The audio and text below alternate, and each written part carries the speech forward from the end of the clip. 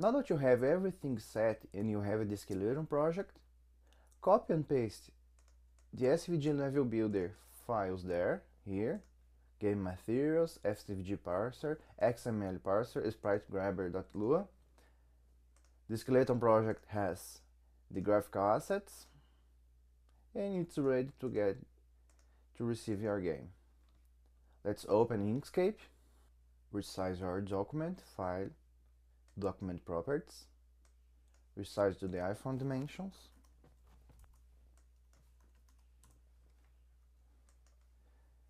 zoom in, so view, zoom, zoom 1, here. Open the layers menu, layers, open the XML editor, click our first layer and remove the transformer attribute. As shown in the written tutorial, the first thing we have to put is a background image. To place a background image, or just a background, in a Corona SVG Level Builder level, you need a background or BG named layer. Again, go to layers, this will show the lateral layers panel. Click the first layer name and rename it to background. This kind of information you can see in the documentation. Here, assign a background to a level, and it tells us to name the background layer BG or background. So let's import our background image. Go to File, Import, navigate to the skeleton project you just downloaded, go to the Assets folder, Backgrounds, and double-click the BG ice.png image. Here it is, the image has been imported. Now we have to make sure the image is correctly positioned on the bottom left corner of Inkscape here. This is the 0, position. So select your image, open the XML editor, its node will be selected here, type the X attribute to the right, type 0, click Set, select the Y attribute, type 0, click Set.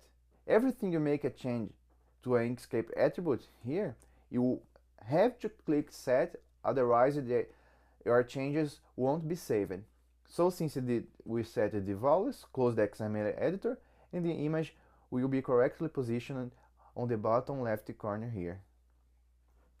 Now, press Command S or Ctrl S, or just click this save icon, and save the level in the Assets folder, Levels, let's just name it Level 1, Level 01, save.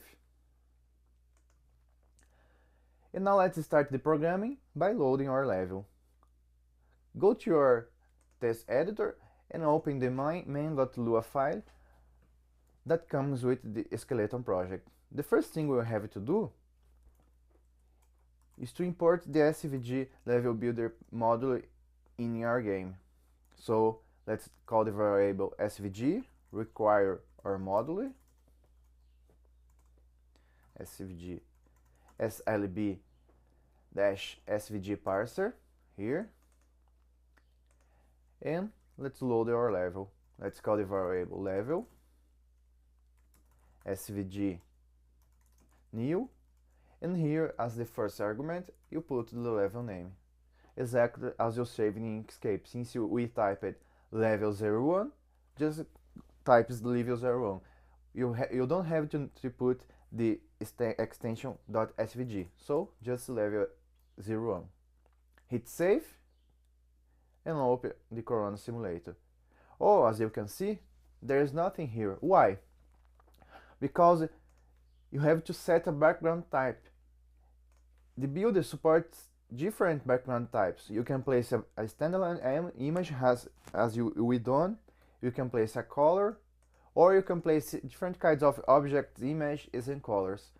So let's go back again to Inkscape, open the XML editor, click the background layer, type, and image as the value. click set. Here, as you can see, layer, label background, type image. Save again, and our level is correctly loaded in the Corona simulator. Now let's define about our blocks and create them. First, let's go to the documentation again. Go to level settings. Scroll down to level material settings. You'll learn that materials allows you to group different properties by a common name. Let's say, as you can see here in the documentation, material equals ice. In this name ice, you can place some common properties like friction, image, and different physical attributes, and just name blocks as ice. And then later, if you need to update just the friction, you update the friction of the material, and all elements that use this material you have the updated change. Without materials, in a case of big levels like a platformer game, you would have to change every block you placed. So in this case, you just update the material, and every block, every sprite, every element that have this material name will be updated at the same time. So let's start by defining our block's materials. Go to the text editor, open the SLB game materials file that comes with the project skeleton, and let's define our materials. The first block is the red block, so let's name it just block red equals opening a new Lua table. It will have an image, so let's type image equals the image name, which is brick 1, so image brick 1. And the blocks, as we saw in our tutorial, are dynamic physics bodies and have default physics properties. So let's just type equals dynamic. With this line, just this single line, we define a physics materials called block red that you can just assign it to anything you draw in Inkscape, and everything that has this material name will have the image brick_1 and will be dynamic. Let's give a try. In Inkscape, let's create a new layer. Click this plus button on the layers panel. Let's name the layer blocks. Click add. Click the rectangles and squares tool. Click a red color and draw our red block. Open the XML editor with your red block node selected. You can see it selected here and mark it here. Type material, block red, click set, close, hit save, and you can see the block in action. Now let's define the material for our orange block. So block orange, open a new table, and instead of typing image, I'll just type I, the image name for orange block, which is brick 2. Instead of typing type, I'll type T e die. You may be asking, how can that be possible? It's because the Corona SVG Level Builder supports aliasing. So in the documentation, go to attributes aliases, and you can see the complete type table of aliases. So image I. That's why instead of typing the whole word, you can type just I, or in this case, or img, and so on. Always work with the documentation open so you can see the aliases and work less. So the block origin is defined. We have also to put the dimensions for our images. So go back to block red. This image is 26 to 24, so W 26, age 24. Remember, this is age for height and this is W for width. but we just type in aliases. The block orange is 22 to 46, so 22, 8, 46. Hit save. Let's give another try. Let's now draw a orange block. Draw here. Let's select the orange color, open the XML editor. Now instead of typing material, I'm going to just type math, block orange, click set, hit save, and our both blocks are created. Now we have to create the safe place, which will be a thin blue block, which will be static. So let's create it. Let's call it safe place. Its image will be brick 3. Brick 3. It will be static. The dimensions are 90 to 12. 90 and a height of 12. And that's it. Now let's define the material for our bottom line. It will be an invisible static physics body. So bottom line, it won't have an image. It will be invisible. So not drawn equals true. This is a builder parameter that makes an element invisible, so you can place invisible physics boundaries, like in our case, and it will be static, so type static. The next thing we have to define is our ground. As you can see here, a snowed ground image without physical attributes, so it will be a pure image. So let's place a name ground. The image will be ground, and it won't have any kind of physics attribute, so no physics equals true. Again, this is another Corona SVG Level Builder property that you can place in your elements. As you can see, I have a mix here of aliases materials. I have non-aliased materials, and there's no problem that you can mix everything. Like I can have here image, image, all in the same place. Instead of no physics, I can place NP, and so Corona SVG Level Builder is very flexible. There's just one material missing, which is the material for our totem, our statue. That is what we are going to save here, this statue. So let's define it just as statue. The image will be statue. It will be a dynamic body. It will have a width of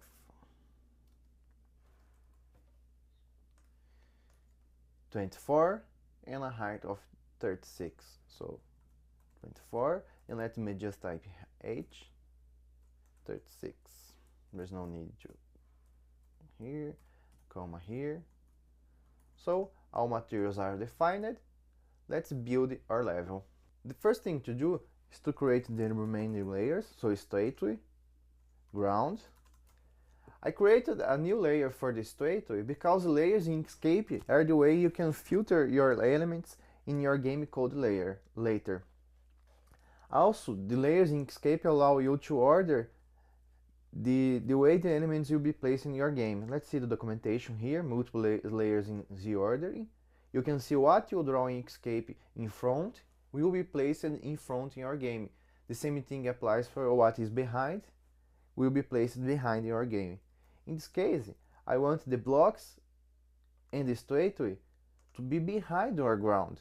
It will be giving an effect like they are behind the snow. So that's why the ground comes first, the statue and the blocks. In the background, of course, is the bottommost layer. To better visualize your level size, Let's first resize our blocks to the same size as their image size. So our red block is 26 to 24, so click this red square, 24 height and 26 width. So 26 set. Okay. The orange block is 22 to 46. 22 to 46. Okay.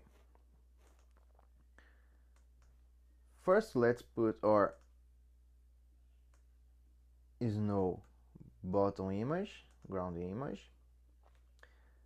Now the material is ground. It has no physics, so it won't fall apart or be static. It will just be a pure image. So ground, the ground.